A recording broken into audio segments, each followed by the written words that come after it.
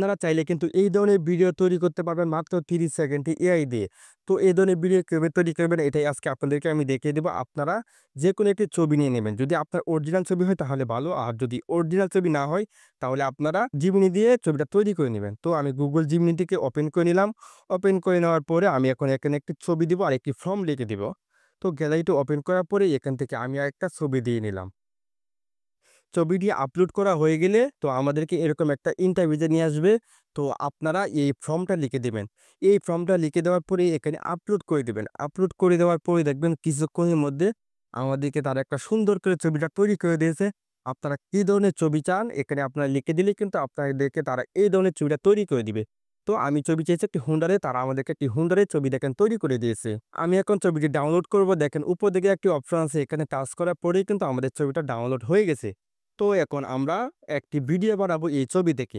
এর জন্য আমাদেরকে ওপেন করতে হবে Google Chrome। এখন লিখে দিবেন GROK। তারপরে দেখেন আমাদের সামনে প্রথম একটি ওয়েবসাইট চলে আসছে। তো আমাদের এই প্রথম ওয়েবসাইটের মধ্যে একবার টাচ করতে হবে। টাচ করার পরে কিছুক্ষণ লোডিং নেওয়ার পরে কিন্তু আমাদেরকে ওয়েবসাইটের ভিতরে প্রবেশ করানো হবে। আমরা যখন এই ওয়েবসাইটের মধ্যে নতুন আসবো আমাদেরকে একটি ইমেল দিয়ে সাইন ইন করে নিতে হবে। তো আপনারা দেখেন আমি ইমেল দিয়ে একটি সাইন ইন করে নিলাম।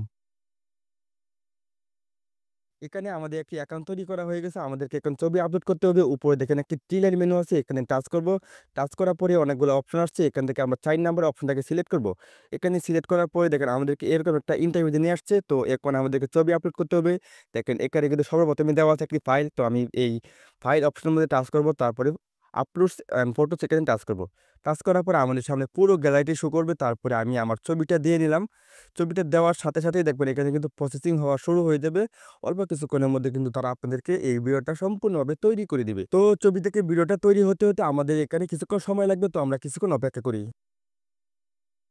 তো বন্ধুরা দেখেন ছবিটা দেওয়ার সাথে সাথে কিন্তু তারা আমাদেরকে ছবিটা তৈরি করে দিয়েছে। আমার এখানে কোনো প্রকার টেক্সট লেখার প্রয়োজন হয় নাই।